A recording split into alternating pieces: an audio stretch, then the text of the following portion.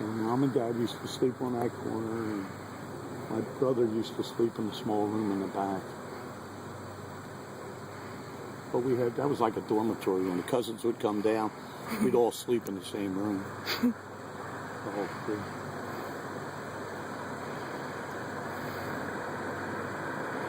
I always admired my father because he was so handy and did all of the work. He did everything by hand. And so the only time he had help was he had a guy from his work come down to help him put up the frame for the roof and stuff. Before my sister lived in the house next door, there used to be a couple there, and the guy was real sickly, and I was 17 at the time. I was in high school, and they used to let me use their car, and I'd go to the store for them, and I'd drive them around. They're really nice people. And then my sister ended up getting pregnant, and when she got married, she bought the house. They bought the house next door. And lived there, and with her brood of 6 children to live. And that half of the house on the side, the lower part, wasn't there. And our house used to be just like that, without all the addition on it. And then my friend Larry lived over in the other house. And he owned all the way up to the corner there. And I'll go down that street because that used to be a dump. And there used to be a house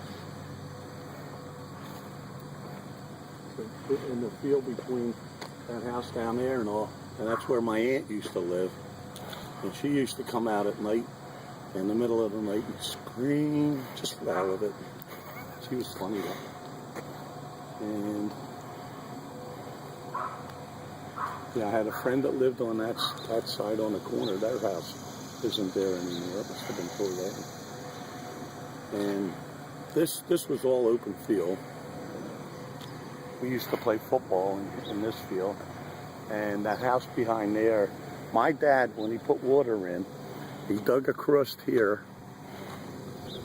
From here, he dug across, went across this whole field, all the way out to 5th Avenue.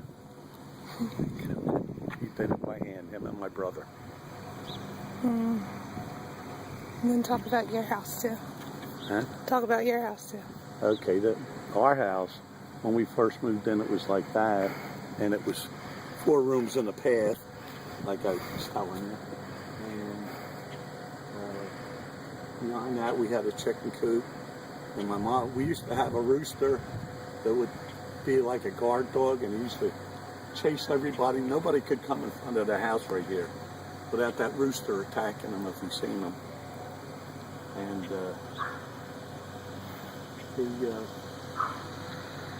when Dad added on the top, we had a holiday. As soon as the water was hooked up, we all had to get showers. It was a big thrill to go to the bathroom in the house. And that was back, well, we moved down here in 44, 45. I was about 6 years old when we moved down here. Every year, and he'd put his own tomatoes up, and he'd make ketchup, and he'd make tomato sauce, and he'd make, just put up regular tomatoes. And that was all field. And we used to go in the field back there further, and we used to go and get strawberries, pick wild strawberries back there. And of course, me and my cousins used to always play in the fields back there. My first bike I ever got, and I was riding down here, and this was high, and I didn't look. I just ran through the street, and a guy was coming down to hit me. That was right here in the corner, in this place, all the way back to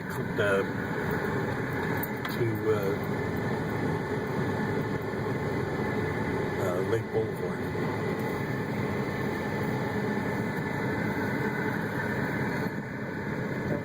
Just goes this way. Okay. Oh, there's houses back there now. Yeah? I couldn't go back there to show you. We used to play in here, in these fields. We had a ball when we were a kid. None of this was here.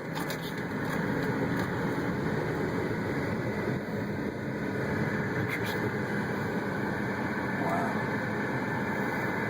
I don't know if that's Lake Boulevard down there. It could be. Yeah, that could be along Lake Boulevard. Let's go down there. Swim and fish? Oh yeah, we used to fish in here and do swimming. And over there was a place that used to be real well manicured, somebody's garden. And we used to call it Paradise Island. But I don't know if you could see.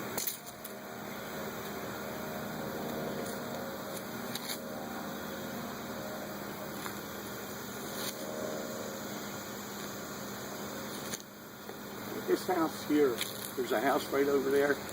It used to be Leventhal's house, and they would come down for the summer, and the mother, if we wanted to swim off her dock, we had to get seaweed and pull up the seaweed so it'd be a clear space to swim.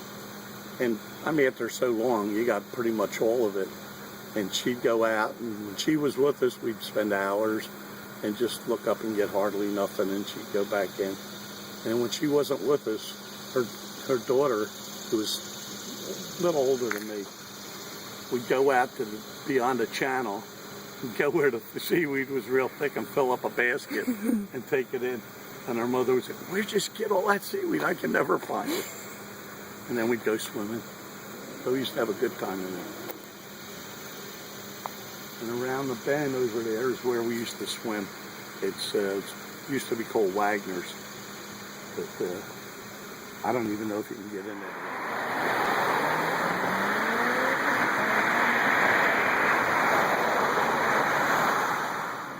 That's where the school was.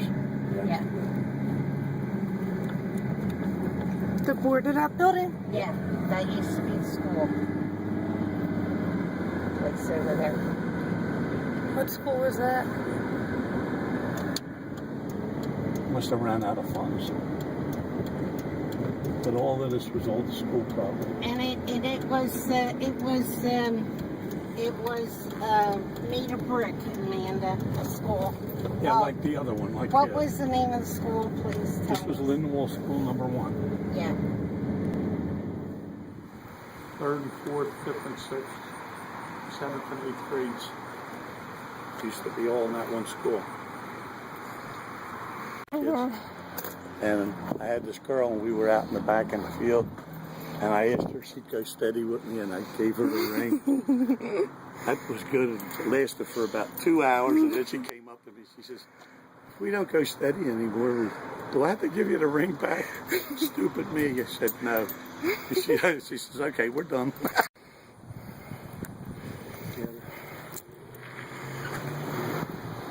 And then when I got in 6th grade, we would go over to Lindenwold School number 2, which was on the pike. And this area, we'd get the bus here at the school.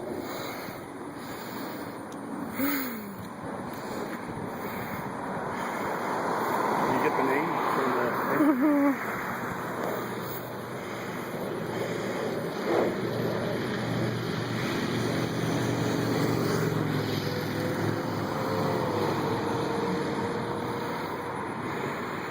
Real bony fingers, and if you were bad in school, she'd get you by the shoulder and take her fingers under your shoulder blade. I got left down in 4th grade. They said I daydreamed too much.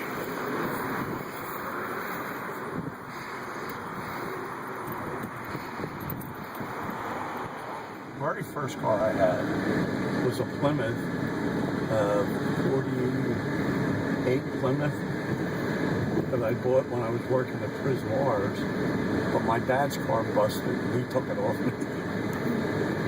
And then I didn't get a car till after we were married. And the first car was that I got when I was married was a 47 or 48 Chevrolet convertible coupe. With the out, the back. The canvas, the window was out in the back, the roof went up, thank God. And that's a funny story. I took Uncle Charlie Stinsman with me to pick out a car because I didn't know much about cars then. And he picked this one out. When we got it, the heater didn't work.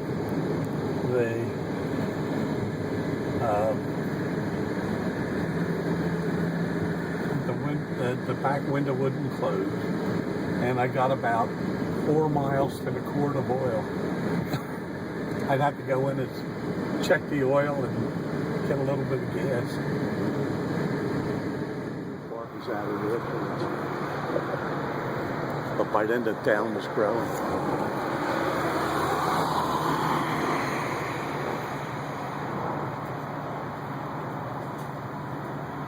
We used to have our prom was in the auditorium, or the gym. The gym. Let me get my camera. Ate it too, or was that No, after? not segregated. We went to school with everybody. This was where the teachers in our classrooms, stuff like that. There was the cafeterias there. That's where I first met Grandma. I met her. I didn't get to know her too well, but we met in the cafeteria. I was introduced to her. Real quick.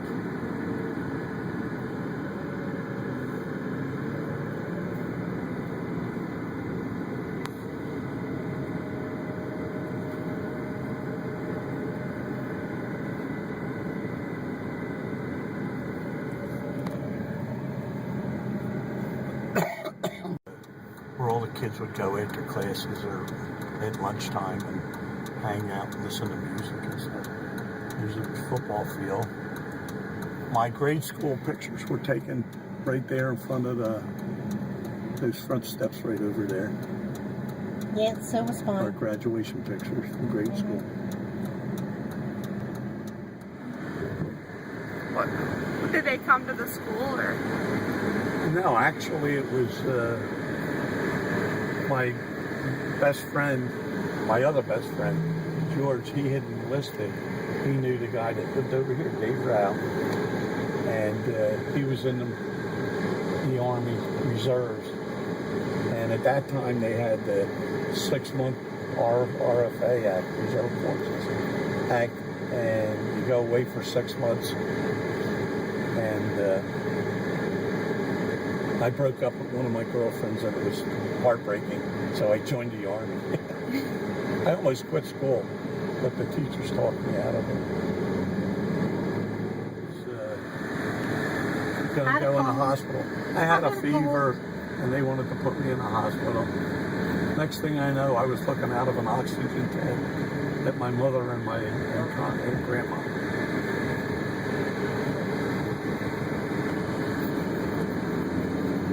Why did Grandma run back there to she was hollering at them? Oh, God. Because evidently they didn't have to notify you unless he was dead. She was so pissed because they didn't even let her know that he got sick. We went up and we went to the barracks to get him. And everybody said they didn't know where Al was. So I said, I got a letter from him saying that he wasn't, he had a cold and he didn't feel good and he was just going to go over to the hospital to get himself checked out. But when we come up that weekend, that we were to go to his unit. So we did, and so then we decided we'd go over to the hospital and we found out that he was in there. Oh my goodness. That was... I don't know how we both stayed. We didn't go into a dead faint. That was so scary.